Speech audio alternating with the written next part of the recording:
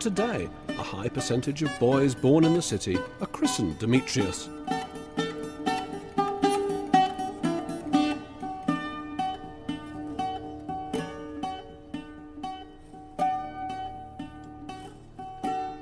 Thessaloniki's geographical position made it vulnerable to attacks by land or sea.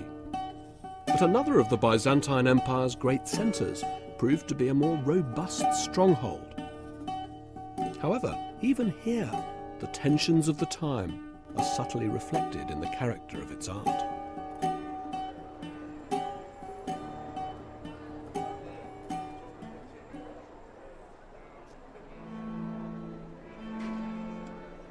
For 200 years, the Italian town of Ravenna was the capital of the western half of the Byzantine Empire.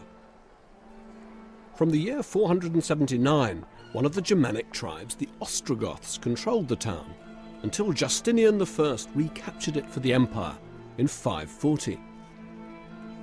In Ravenna's great monuments we can sense the pendulum swings of Byzantine art as a whole, an art born out of struggle and suffering, but also capable of unparalleled magnificence.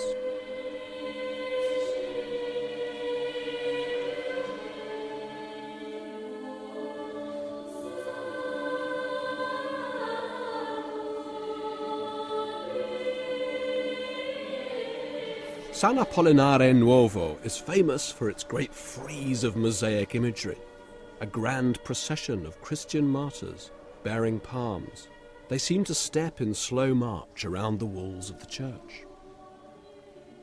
The procession culminates on the northern side of the church with this wonderfully vivid representation of the three magi, the wise men from the east, fantastically dressed and offering their gifts to the infant Christ, just as the martyrs who accompany them have offered to God the gift of their lives. For all the splendour of the decoration, you can feel that what lies behind it is a very strong sense of the human cost of defending and sustaining Christianity.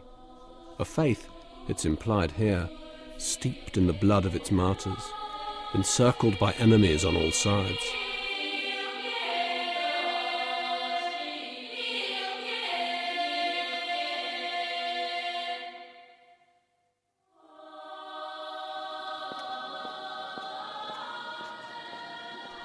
I love the stark simplicity of this basilica church.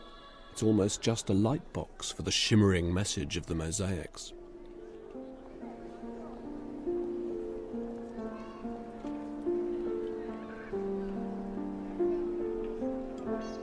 San Apollinare Nuovo is one of no fewer than 8 World Heritage Sites in Ravenna. Most magnificent of all is the Church of San Vitale, its greatest treasure being the cycle of mosaics in the apse of its church.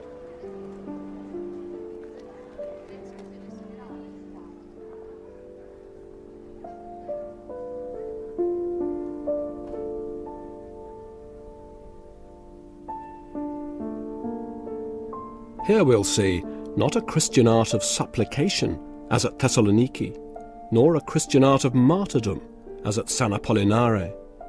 Instead, we'll see a resoundingly confident assertion of imperial might, confident that God is on its side.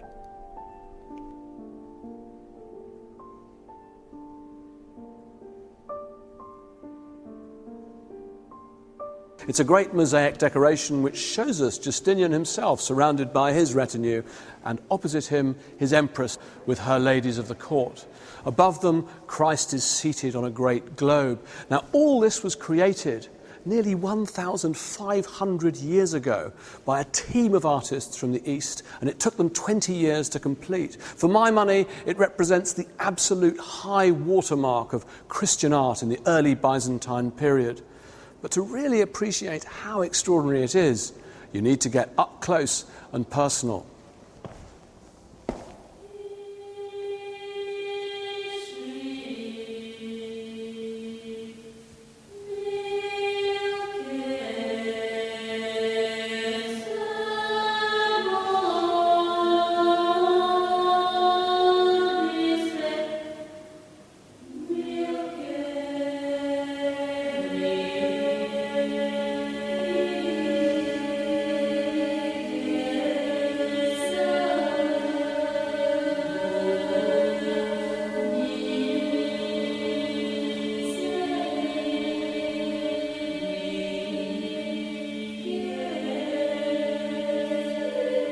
You enter the space through an arch containing the image of Christ and his disciples, and here in the presbytery we have a series of biblical scenes that establish the two themes of this great chapel, which are the theme of making an offering and the theme of receiving divine wisdom from God himself. Here we have Abel and Melchizedek making a sacrifice. On the other side, it's the story of Abraham and Isaac.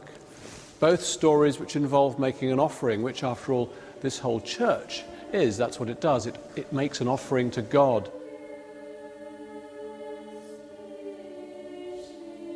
Now, you have to imagine a kind of invisible membrane separating the presbytery from the apse, because suddenly, if you move from those scenes to these scenes which contain the kingdom of heaven, paradise itself, with depictions of the empress here and the emperor here, you are actually moving, I'm stepping literally from the realm of the world, of the mundane, of the finite, into a space that represents the infinite. And all the materials in this part of the mosaic decoration are suddenly different. Much more gold, mother of pearl, silver, these extraordinary representations of the emperor, seen with his great general Belisarius, who would reconquer the empire under his command. And he's facing the Empress Theodora. What's fascinating about her is that she has sewn into her cloak an image of the three magi, the three wise men processing towards Christ. And I think what that's expressing is the idea that these courtiers, the elite of the Byzantine world, they are another set of magi processing towards God. They are in direct touch with divinity. That's why they are allowed to have their representations in this space. Quite apart from anything else, these two panels on either side are really the only surviving portraits, and they are portraits, that we have of the Byzantine imperial court in the time of Justinian. What's wonderful about this is in part the sheer actuality of it. It's a Byzantine 6th century fashion parade. They're absolutely dressed up to the nines. They've got the Byzantine equivalent of bling in the form of bracelets that look almost like gold Rolex watches. And yet there's also a tremendous solemnity, because these are images of the emperor and the empress transfigured. What these images predict is their future. They will be absorbed into paradise, into the kingdom of heaven. They will sit in majesty with the greatest emperor of them all, Christ. In these extraordinary colours, these colours like fire, we have a great offering, a great kind of fire of colour and images, perpetually burning to the glory of God. And it's a fire that's been lit by the emperor and the empress, and it continues burning to this day, bringing good fortune onto the people of Ravenna and, by extension, the people of the whole Eastern Empire. I met an art historian who spent her life studying these mosaics, but who still can't fully explain their magic. Io spesso entro di prima mattina perché lavoro qui vicino e mi fermo e li guardo e c'è come un interrogarsi, si sente come un bisbigliare, un parlare, come la sensazione che durante la notte loro hanno dialogato fra di loro, che sono viventi in qualche modo, ma non solo Giustiniano, Teodora, ma lo stesso Cristo, gli arcangeli che gli sono ai lati, hanno degli sguardi veramente incredibili e sembra che ci siano. E io ho la sensazione quasi che qualcosa della loro energia è rimasta fissata in quell'oro e in quei vetri. Perché io non ho mai visto dei mosaici che hanno questa capacità di realizzare dei personaggi.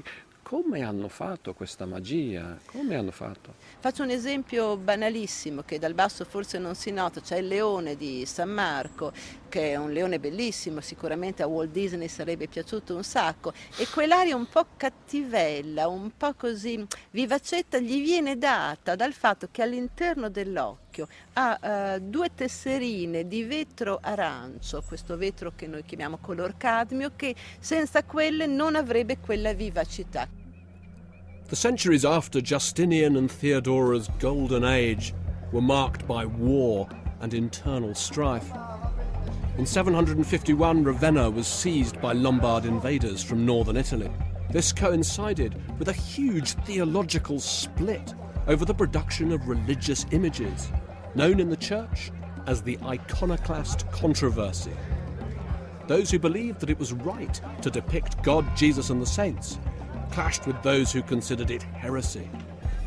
These iconoclasts considered the second commandment, "Thou shalt not bow down and worship any graven image," to be sacrosanct. The struggle was violent and destructive. All over the empire, precious works of art were obliterated.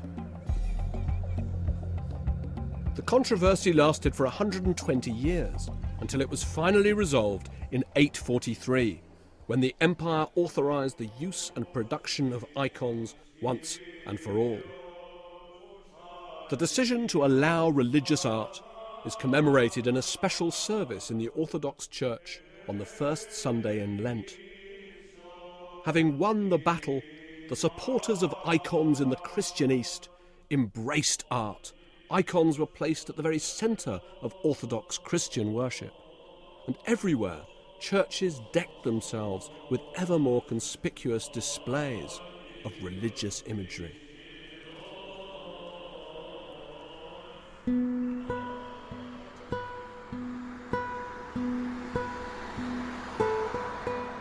The victory of the icons allowed painting and mosaic to flourish once again, often at the most remote edges of the empire. Some of the best surviving examples of this new wave of Byzantine art can be found in the monasteries of Greece. Monastic life was an important aspect of the Byzantine world. The monks enjoyed the patronage of wealthy Christians and used the money to create rich works of art dedicated to the glory of God. Clinging to the steep slopes of Mount Helicon in the southwestern corner of Greece is the ancient monastery of Hosius Lucas, one of the most important Byzantine monuments built in the years after the defeat of the iconoclasts.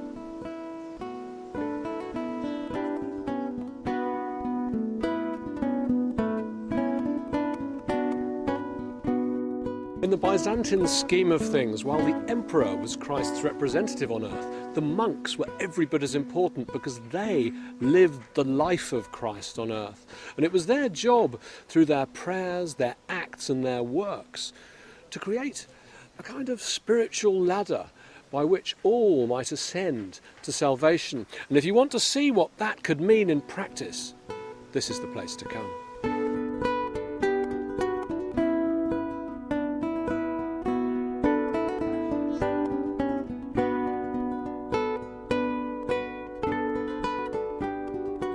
The Church of Hosius Lucas is a compression chamber of spiritual aspiration. It's a grand space, but the eye is always drawn upwards to a multitude of scenes created in the glittering tesserae of the mosaic maker's art.